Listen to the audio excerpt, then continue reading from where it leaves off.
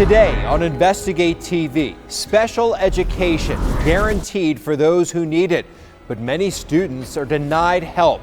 We speak to a mother fighting for her kids. I was trying to advocate for them. No matter how hard I tried, it still wasn't helping them. Plus, the federal government breaks its promise, straining school districts. A U.S. senator says students are paying the price. The federal government has shortchanged schools, and the impact is felt by kids with disabilities. And taxpayer money intended to educate children paying for Netflix accounts, karate classes, even dolls. $1,700 a year? $1,700 per child per year. Investigate TV starts right now.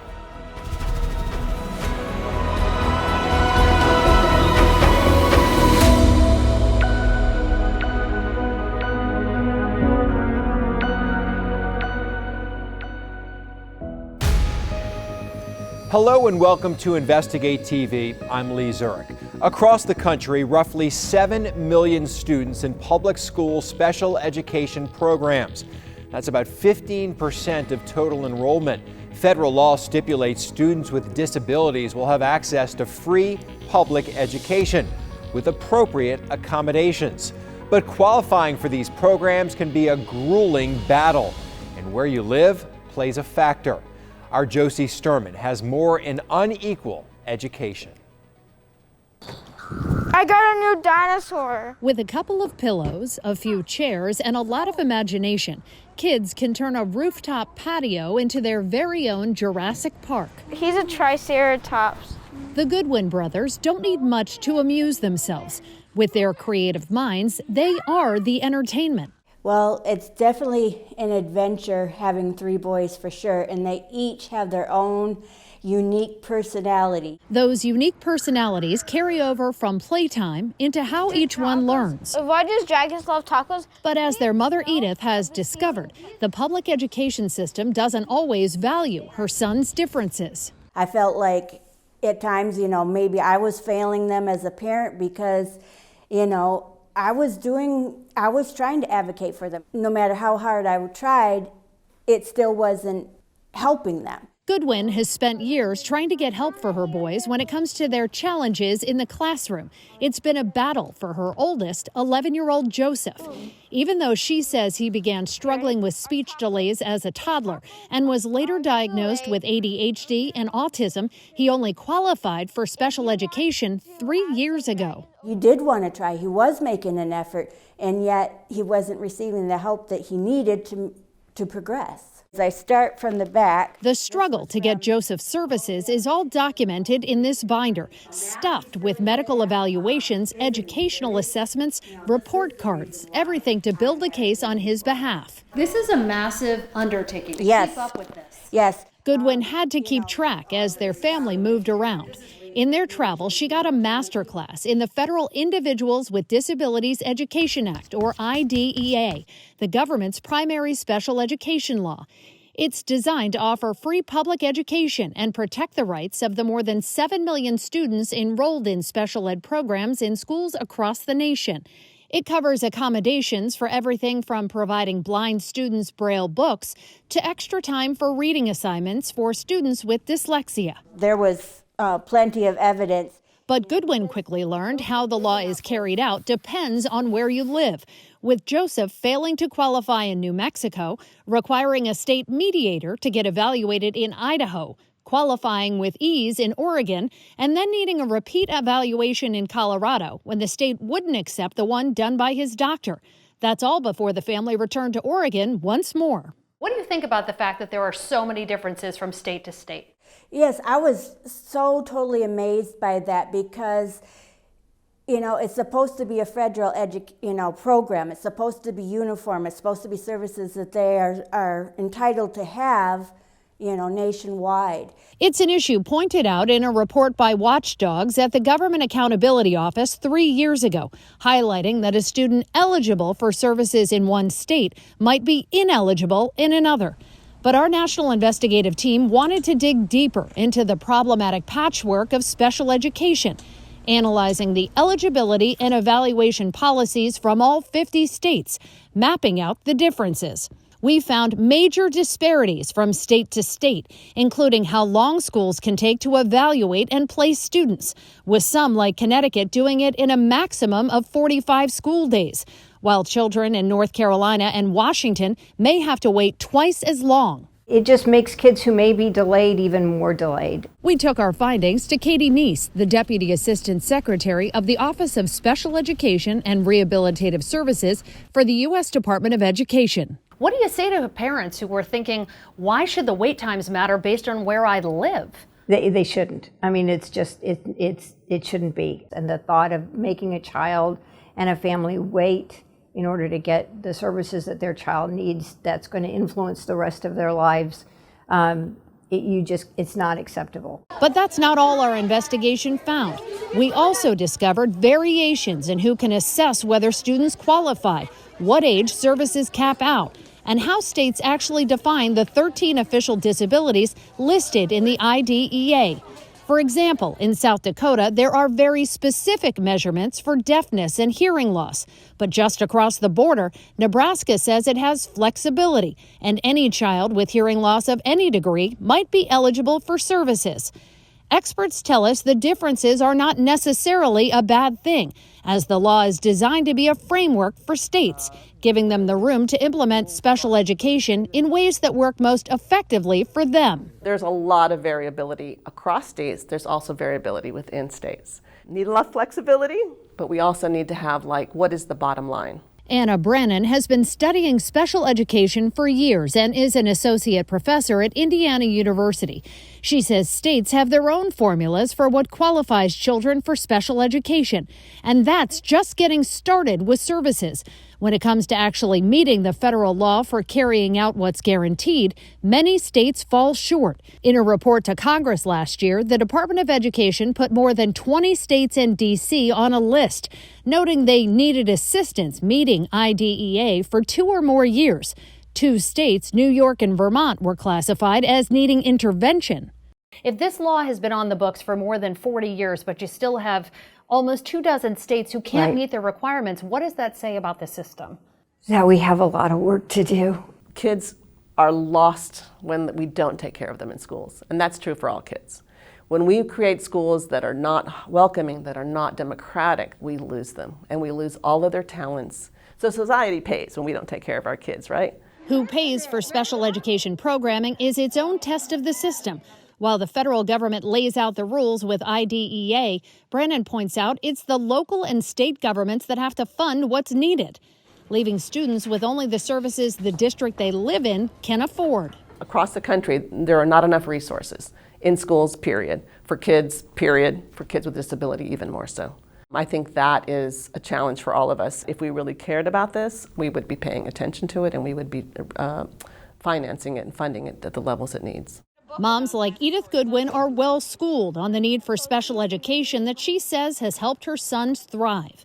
They're all enrolled in programs now, but she worries what will happen if the family moves again. Yes, they're getting, a great education here in Oregon, but you go to another state, we'll have to do the process all over again. Just because they were in school and just because there is special education, that does not guarantee an education. And Lee, one of the biggest shortfalls when it comes to special education is a massive lack of teachers. So Education Secretary Miguel Cardona requested an additional $155 million in fiscal 2023 to better support and prepare teachers. He also wants to clear more pathways for any educators who might want to take on that specialty. Thanks, Josie. To keep up with our latest investigations, follow us on social media. We're at InvestigateTV on Facebook, Instagram, and Twitter. Coming up, the federal government dodges financial commitments, but the Department of Education says it's a pay now or pay later situation. If we gave more kids more opportunities in school, they're going to be independent adults. That's after the break.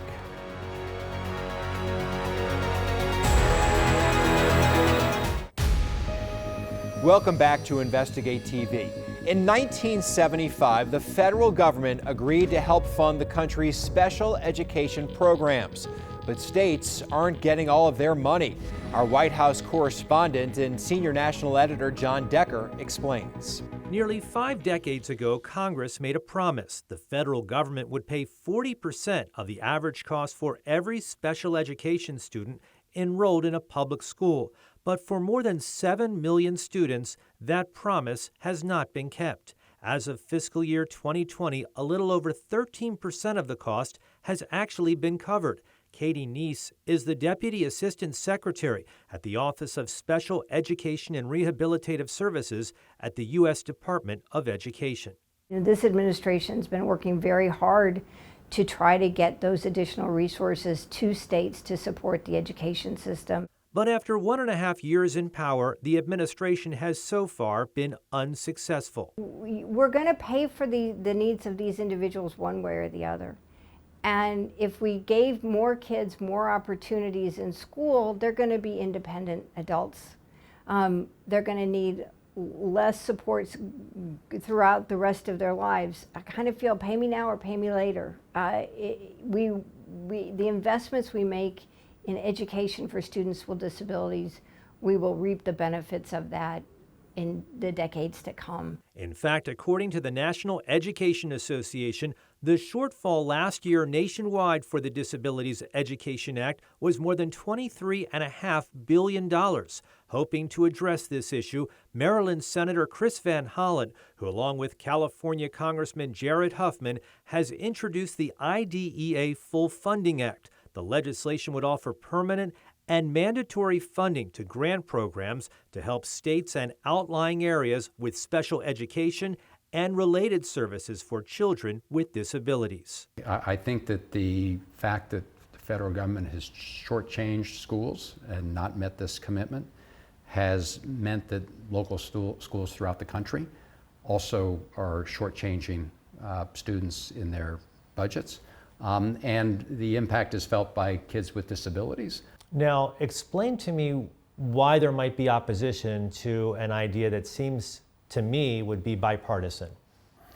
Well, we have bipartisan support in the House, but in the Senate, we have all Democratic co-sponsors. We welcome a Republican co-sponsor. This obviously has a price tag.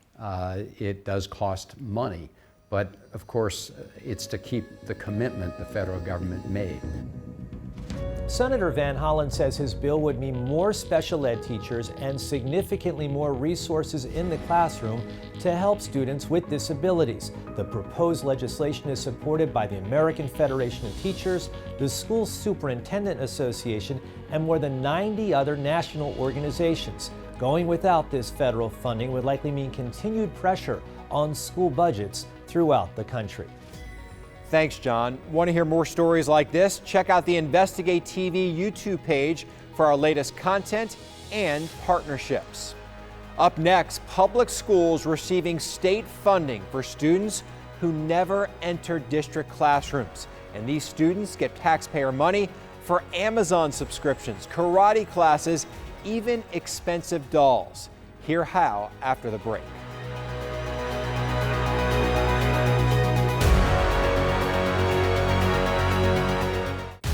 Welcome back to Investigate TV.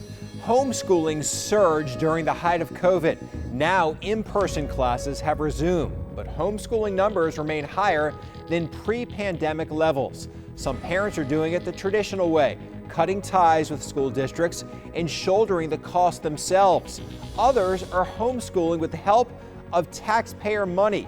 We explain in this investigation. By the book. A public school parent tells friends on Facebook she paid for this stack of Christmas presents with taxpayer money. State education resources are not to be spent on personalized items. Items like a pricey American Girl doll that for history students can again be paid for by taxpayer dollars. If you love history, your child loves history, you can buy an American Girl doll for your child in the name of history. We found thousands of families across the country are able to use public school dollars to buy Netflix subscriptions, basketball goals, hoverboards, or even karate lessons and snorkeling equipment. And for the parents, it's all just a part of a school program designed by for-profit companies, approved by and funneled through school districts. $1,700 a year? $1,700 per child per year.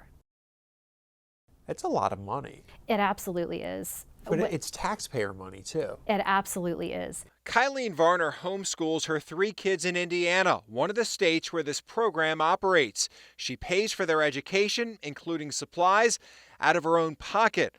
So she was curious when she discovered a group of private companies that as of January of 2022 was operating in at least 7 states across the country that offers a unique public school path for parents and students, essentially homeschooling with the backing of a school district, including some financial support. In many ways, they are behaving like homeschool families, but they're using taxpayer dollars to do it. One of the largest of these private operators in the country is Utah-based Tech Prep Academy.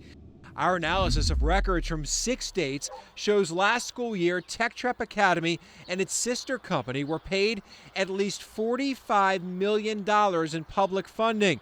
Tech Prep declined our repeated requests for interviews, but has touted its program in YouTube videos. And it's essential to involve parents in the personalization of a child's education. Here's how the model works. School districts sign an agreement with one of these companies, like Tech Prep Academy, to be a bridge program. The school district keeps some of the money and then sends a percentage of their state funding to the provider. Some of that money goes to parents to pay for education supplies, which may include the dolls and presents we told you about earlier. The rest stays with the company. Before Rich Moore retired as a superintendent of a school district in Idaho, he brought in companies including Tech Prep Academy to start the Idaho Home Learning Academy. We like innovation and being on the leading edge of doing good things in education. The district made the academy partners sign an exclusive contract in the state. They can't operate in any other county. What that means is kids from other districts enroll here to be in the program. Your county population is about 4,700. You have about, 850 kids in your schools. Then you have 6,100 kids that you're servicing through this Home Learning Academy. Does it seem odd that you have more kids in the Home Learning Academy than in your county? I think it would, if you're going by an old paradigm, I think that would seem odd. I think that in our day and age where things are becoming more and more virtual, I think that that's not odd at all. I think that's the trend. Our national investigative team obtained emails from state and district officials about Tech Prep Academy and its sister company, My Tech High. In those, we found officials questioning parts of the program. For example, in Idaho, concerns about parents being in charge of instruction with only minimal contact with a certified teacher required. But the parents aren't forced to interact with the teacher. They're not forced to go to the teacher if they don't want to. There is not a requirement unless they are required to make sure that they submit their learning artifacts to make sure that the teacher can see if the student is being successful in mastering those learning standards. The laws for how programs like Tech Prep Academy or similar companies are allowed to operate differ state to state, and some of those laws may be changing. The National Conference of State Legislatures found of the 120 bills related to school choice considered in 2021 across 37 states, more than a third involved education savings accounts state funding families could use for education expenses. Up next, threats of prosecution, demands for hefty fines, and scammers manipulating your colleagues to deceive you. I said, "This is a joke, right?" And she's like, "No." One woman's story after the break. Welcome back to Investigate TV. Scammers find a new way to catch you with your guard down. con artists are targeting people at work and using their co-workers to reach them. Hannah Catlin from our station in Cleveland has the details.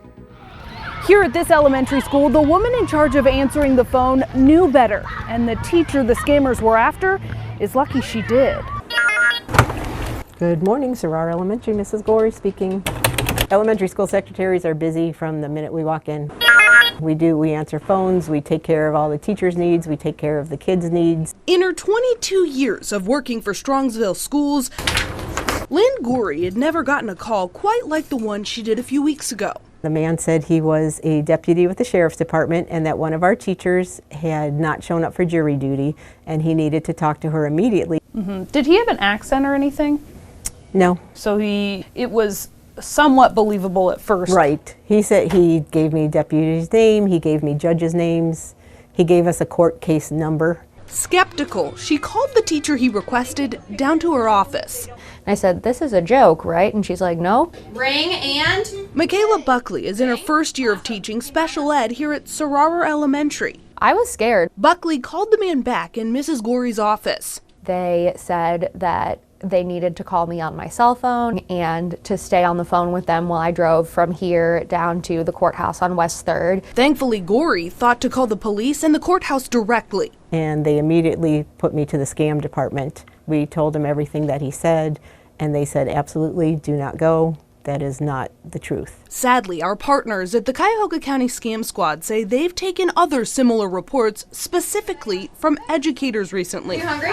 It's not like we are like high income, like high social status, like anything. But because the message is coming from someone they trust, the school secretary, it makes the information seem more legit. It was just crazy to me that they called my building and asked specifically for me. The Department of Consumer Affairs says a teacher in Cleveland got the message handed off to her and ended up losing $2,000 to the scam. The Scam Squad wants everyone to know that law enforcement will not call you about missed jury duty or threaten arrest because of it. Police never ask people to pay fees in gift cards or Bitcoin. And the scammer trying to get you in your car?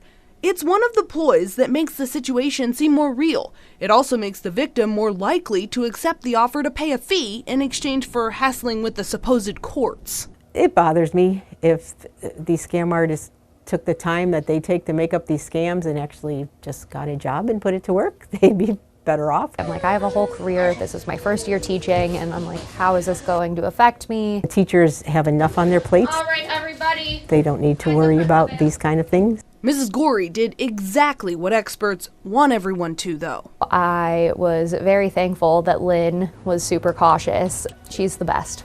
Thanks, Hannah. And that's it for us. Thanks for joining us here on Investigate TV.